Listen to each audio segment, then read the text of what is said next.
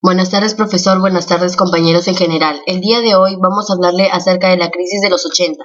El presente trabajo pretende ser una aproximación a la profunda crisis política, económica y social que el Perú vivió en la década de los 80 debido fundamentalmente a la incapacidad del Estado para hacer frente a la crisis económica heredada del closero militar, así como su incapacidad para enfrentar el fenómeno de la subcesión que se inició a partir de 1980, justamente el año que se produjo el retorno de la democracia. A continuación, vamos a presentar a los presidentes que gobernaron en la crisis de los 80: Belaúnde Terry II, Alan García y Alberto Fujimori. Siguiendo con la exposición, vamos a hablar de Belaúnde Terry II. Él nació en Lima el 7 de octubre de 1912 y falleció el 4 de junio de 2002. Fue un orador y un arquitecto. Él ejerció como presidente del Perú en dos mandatos, en 1963 a 1968, de 1980 a 1985. Ingresó a la política en el año 1944. Belaúnde también juramentó la presidencia el 28 de julio de 1980. Belaúnde cumplió una promesa electoral de devolver los medios de comunicación extraídos por los militares a sus verdaderos propietarios. En esto se dio una crisis embajada del Perú en Cuba. Bueno, apenas tomando posesión al gobierno de Belaúnde se enfrentó a esta crisis de 24 cubanos buscaban escapar del régimen. Antecedentes. En 1963 las Fuerzas Armadas llevaron a cabo un golpe de Estado con el primer gobierno de Belaúnde Terry. En campaña presidencial de 1980 había tres candidatos: Armando Villanueva, Partido Aprista; Luis Belloda, Popular Cristiano; y Fernando Belaúnde, ganando con el 45% de votos. Alan García. Las elecciones de 1985 ponen por primera vez en el poder al partido aprista Alan García, que es elegido presidente del Perú tras la renuncia del político izquierdista y alcalde de Lima, Alfonso Barrantes, a una segunda vuelta, con mayoría en ambas cámaras del Parlamento. Los primeros años de su gobierno se caracteriza por un populismo de Estado centrado en arriesgadas medidas económicas que trajeron una situación de aparente bonanza.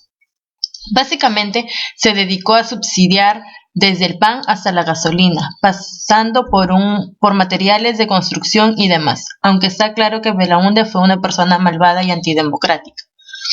También se produce un escándalo al descubrir que Víctor Polay Campos, antiguo miembro del Partido Aprista y entonces el máximo líder del MRTA, otro grupo terrorista que secuestraba y asesinaba por cobrar millones a los familiares de empresarios, extorsionaba y asesinaba personas y empresas a todo el país, en franca competencia de asesinato con Sendero Luminoso.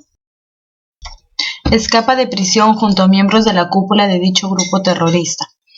Luego de superar de 1985 a 1987 la enorme crisis económica que había dejado Belaúnde, se empezó a sufrir un estancamiento. La mayor demanda de la población no fue cubierta por la oferta, debido a que no se produjeron inversiones privadas de infraestructura para detener la fuga de divisas de los empresarios. El presidente García anuncia en julio de 1987 la estatización de la banca, causando pánico al sector financiero. El Movimiento Libertad salta a la palestra política como principal opositor a esta medida.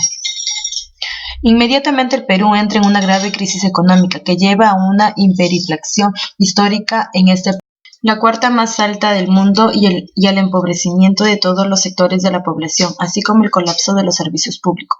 García dimitió de la jefatura del APRA en el Congreso del partido, sumándose a los rumores de renuncia anticipada o de golpe militar y a un estallido popular por la crisis de suministros y los grandes escándalos de corrupción de su gobierno.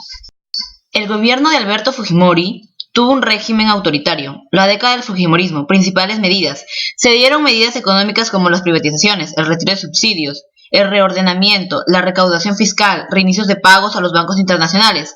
Se dio la conversión autoritaria y el neopopulismo. Vladimiro Montesinos, asesor principal, se dio un hecho histórico que fue un golpe de Estado el 5 de abril de 1992. Se elaboró una nueva constitución que es la que está ahorita vigente, que es la Constitución de 1993. Lucha contra el terrorismo. Se crearon comités de autodefensa. Terror contra terror. Se dieron los jueces sin rostros, que eran los que penaban a los que ya habían sido atrapados para que no tomen contradicción contra ellos. Se capturó a los líderes principales de Sendero Luminoso como Abimael Guzmán.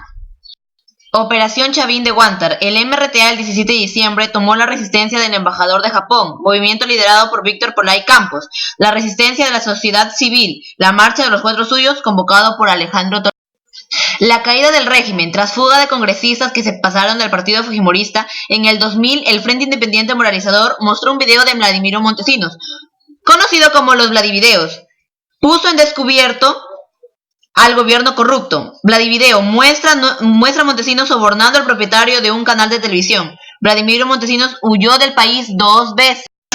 En la segunda vez fue a Venezuela, donde fue capturado. En noviembre del 2000 Fujimori viajó y se eligió a un sucesor político. Fujimori renuncia por fax y el Congreso decide destituirlo por incapacidad moral y nombraron a Paniagua como presidente.